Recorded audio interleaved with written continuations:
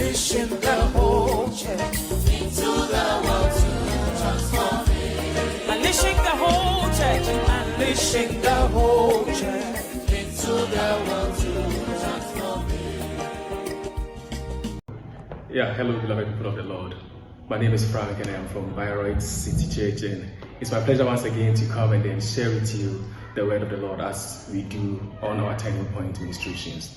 Today we'll be trying to understand how we can possess the nation or possess the nations with the mindset of that of Caleb. And without spending much time here, I want us to have a bit of background to the story. This comes when the Israelites were in the wilderness and Moses sent spies to go and spy the land that they were supposed to possess, and they came back with a type of report, and Caleb gave a different account of it and how these contrasting views shaped the future of Israel. Hallelujah. So we are going to read from the book of Numbers chapter 13 from verses 26 to the end of that chapter. It's a long read, please bear with me. Now they departed and came back to Moses and Aaron and all the congregation of the children of Israel in the wilderness of Paran at Kadesh. They brought back word to them and to all the congregation and showed them the fruit of the land. Then they told him and said, "We went to the land where you sent us. It truly flows with milk and honey, and this is its fruit. Nevertheless, the people who dwell in the land are strong. The cities are fortified and very large. Moreover, we saw the descendants of Anak there.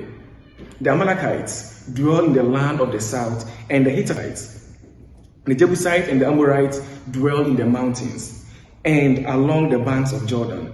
Then Caleb quieted the people before Moses and said, "Let us go up at once and take possession, for we are well able to overcome it." But the men who had gone up with him said, "We are not able to go up against the people, for they are stronger than we." And they gave the children of Israel a bad report of the land which they had spied out, saying, "The land through which you have gone as spies is a land that devours its inhabitants, and all the people whom we saw in it are men of great stature. There we saw giants," that's the descendants of Anak came from the giants, "and we were like grasshoppers in our own sight.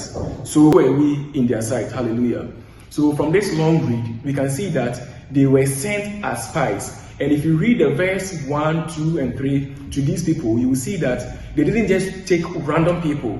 The people that were selected, the New King James Version says leaders. The ESV version says chiefs. So they were people of stature. They were people that controlled a group of people. They led people. But they went, and after seeing the size of the fruit, seeing the goodness in the land, they came back and they gave a report that they could not take it. But we are focusing on Caleb in the verse 30. He said, "Then Caleb came and quieted the people before Moses and said, 'Let us go up at once and take possession, for we are able to overcome it.'" The other people, the other thing, what they were doing is they were trying to tell the people that physically they outnumber us. Per their stature, we are like ants in their faces. They were trying to describe how they see themselves, the perception that they had on themselves. It wasn't the people that say that you look like ants before us. It was them themselves saying we look like ants before them. They belittled themselves. In the Bible, we have so many instances of people that belittled themselves and they failed woefully. And then we also have examples of people that believed the God that was with them and is in them, and knew that because God was with them, they could do everything. We can cite an easy example with the story of David. David was a shepherd, and then he encountered Goliath.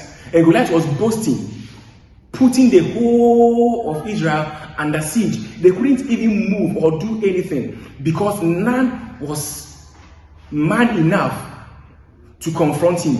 But what David said was, "Who is this uncircumcised Philistine?" And he even waged war.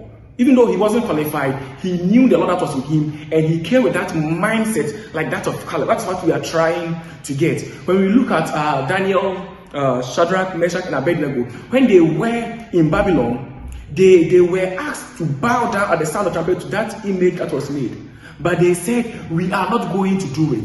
They had that mindset that they could use to possess nations. Because of that, they were able to win the trust of the king, and they became influential people in the nation, and to an extent they were able to facilitate the gospel even in a foreign land. When we look at the story of Joseph, he could have just slept with the wife of his master, but he did not do it. He had that courage, because not doing it, he knew that the woman was not going to go down with the shame. She was going to put him in a tangent that was not going to be a pleasant one. But he withstood with that mindset, and he was able to win the whole of Egypt, possess the whole of Egypt for the land.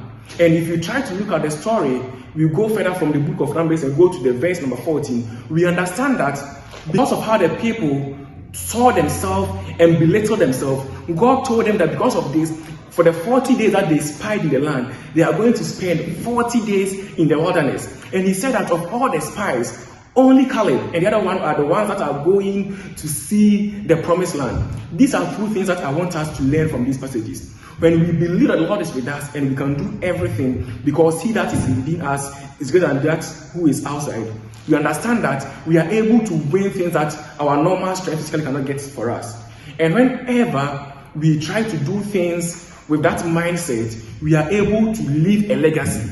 Caleb, if you read from the verse 3, you see that he was from the tribe of Judah. Through this mindset, it influenced that tribe line, and now we have Jesus Christ coming from Judah. That's why we mostly say he is the lion of the tribe of Judah.